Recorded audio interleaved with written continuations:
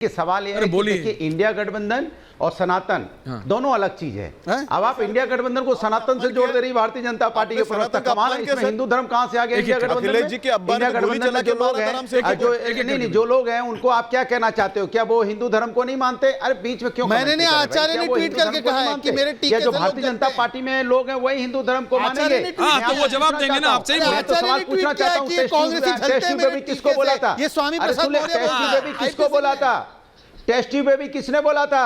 मां सीता को test tube baby किसने बोला था? चिल्लाओ मत, जवाब नहीं है, चुपचाप बैठे रहो। अरे चुपचाप कहां बैठे रहे? आप सनातन को गाली दे और हम चुपचाप बैठ रहे। आप कहे राम लहर नहीं, हम चुपचाप बैठ रहे। आप राम जी को काल्पनिक है, हम चुपचाप बैठ रहे। आप राम मंदिर के राम भक्तों पर गोलियां चले, हम चुपचाप बैठे रहे। नहीं बैठेगा चुप, अब भारत चुप नहीं बैठेगा। अब भारत इस ढांचे को उखाड़ देगा।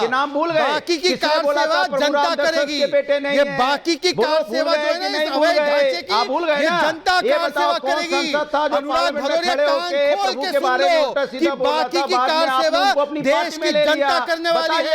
आप रुकिए जरा, आपको नहीं मैं तक रुकिए, क्योंकि आप इस ढांचे की कार सेवा जनता करने वाली है। आप बात करना चाहते हो, आप चला लो जितनी गोलियां चलानी है, राजनीतिक विषय नहीं है। मैं मुद्दों पे चर्चा कर रहा था, मुद्दों को धर्म के नाम पे लेके चले गए। राजनीति और धर्म दोनों। ओके, एक सेकंड, ठीक है, बोल दिया, ठीक है। क्या नाम? आचार्य जी पंकज जी, आचार्य जी पंकज जी, संजय सरकार, ऑल थ्री बताते हैं क्या करना है। राजनीति आचार्य जी पंकज जी एंड संजय सरकार। ओके अनुराग भदौरिया जी, आप नहीं मानेंगे मत मानिए, आईपीसी आप नहीं मानेंगे। पंकज जी एक सेकंड, बोलिए। मेरी माननीय श्री अखिलेश यादव से विनती है कि इस भाजपा के एजेंट को अविलंब कार्रवाई से करके पार्टी से निष्कासित करे। राम मंदिर के विषय पे रोज बोलता है। हाँ, ये आईपीसी इनका तो यही है। अनुराग जी देखिए, अनुराग जी समझिए, अनुराग जी आचार्य आ रहा हूं। अनुराग जी आपको समझना पड़ेगा, एक मिनट के लिए मल्टी पे चले जाते घर में।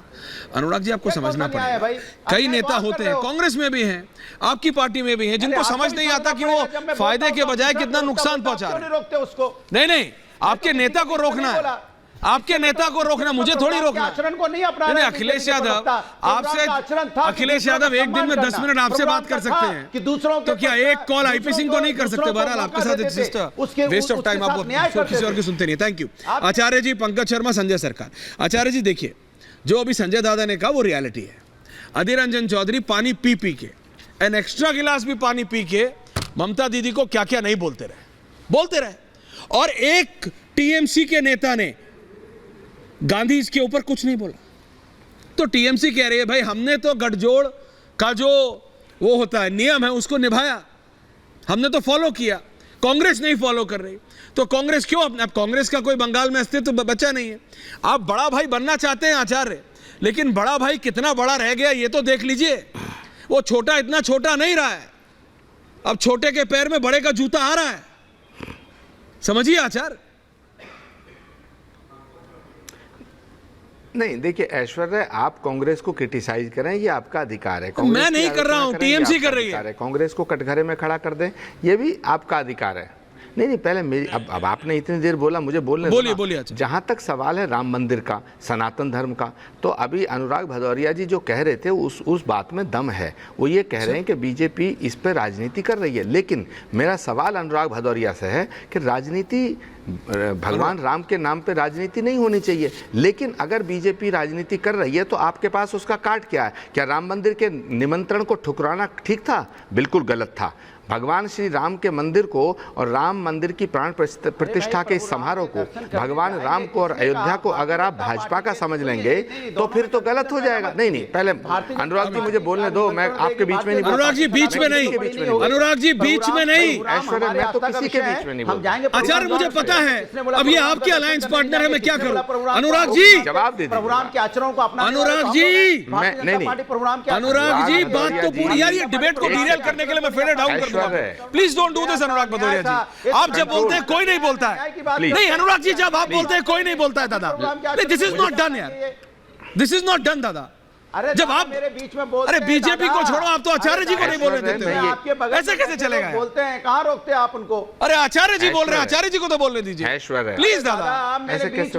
Please, thank you. अरे आचार्य बोल रहे, बोलिए। मैं पक्का जानता हूं व्यक्तिगत रूप से ऐश्वर्या, मैं विश्वास के साथ कह सकता हूं कि अनुराग भदौरिया बिल्कुल नास्तिक व्यक्ति नहीं है, भगवान राम में उनकी श्रद्धा, लेकिन समाजवादी पार्टी के राष्ट्रीय महासचिव स्वामी प्रसाद मौर्य जिस तरह की बयानबाजी कर रहे हैं और उनको पार्टी का शेल्टर है, संरक्षण है, इससे देश के हिंदुओं में, हिंदू जनमानस में ये मैसेज जा रहा है कि समाजवादी पार्टी राम का विरोधी राम विरोधी हो गई है। उसका फायदा ऑटोमेटिकली बीजेपी को मिल रहा। मुझे बताइए आप कि स्वामी प्रसाद मौर्य कहते हैं कि प्राण प्रतिष्ठा जो है वो फिर मुर्दों की कर दो, यानी कि राम को मुर्दा कहेंगे आप, राम को पत्थर कहेंगे आप? समाजवादी पार्टी ये कहेगी कि हम सर्वधर्म संभाव की बात करते हैं, तो पहले ये दिस इज नॉट फेयर। मैं ये कह रहा हूं, मैं सुनिए ऐश्वर्य, मैं ये कह रहा हूं कि भगवान जो राम, देखिए राम का अपमान अगर कर रहा कोई आदमी तो मैं उसके साथ नहीं रह सकता, बिल्कुल नहीं, और रहना भी नहीं चाहिए। जाके प्रिय न राम ये देश नहीं रहेगा, कोटि पैरी सम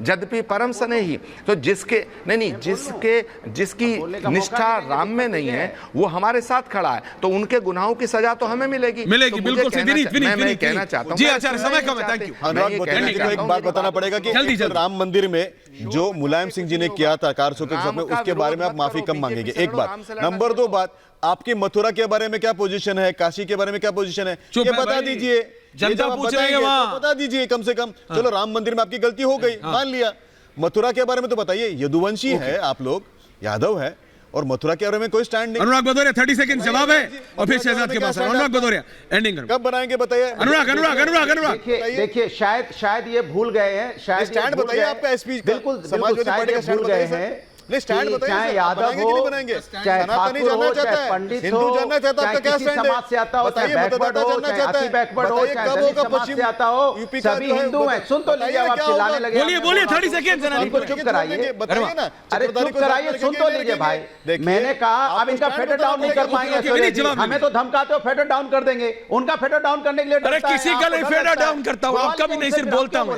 कभी किया है। हाँ आप हमें सुन लीजिए, ये बार बार कह रहे हैं यादव, कभी ठाकुर, कभी पंडित। अरे भाई यादव जी हो, ठाकुर जी हो, पंडित जी हो, दलित हो, बैकवर्ड हो, अरे सब भारतीय हैं, सभी हिंदू समाज। हाँ हो गया टाइम अप। क्या बात करते हो आप जाति से बांटना चाहते हो क्या? बिल्कुल शहजाद, लास्ट 30 सेकंड शहजाद फिर तब नहीं शहजाद। देखिए मैं केवल एक ही चीज पूछना चाहता हूं, अनुराग जी बड़े विवेक वाले व्यक्ति है। अनुराग जी, ममता दीदी सही है इस पूरे प्रकरण में या कांग्रेस सही है जब उन्होंने बोला कि मैं 42 की 42 लड़ूंगी? अनुराग जी ऑडियो सुनिए, इसमें गलत है कोई तो एनडीए गठबंधन गलत है, जिसका कुछ पता ही नहीं चल रहा है। एनडीए गठबंधन की ना कोई मीटिंग होती है, ना एनडीए गठबंधन का कोई एजेंडा है, एनडीए गठबंधन के कुछ दलों में आपसे नहीं हो पाएगा अखिलेश जी का नुकसान। मैं सिर्फ इतना कह रहा हूं, समय कम है, सिर्फ इतना निवेदन है संजय सरकार दादा, जो आपने कहा है वो अगर पंकज शर्मा जी आचार्य में से कोई भी एक कांग्रेस पार्टी तक पहुंचा देना, उनके नेतृत्व तक, तो आधी दिक्कतें इंडिया अलायंस की खत्म हो जाएंगी। लेकिन दिक्कत यह है, राहुल गांधी मौका उनको देते हैं या बात भी उनकी सुनते हैं जिनको कुछ नहीं पता।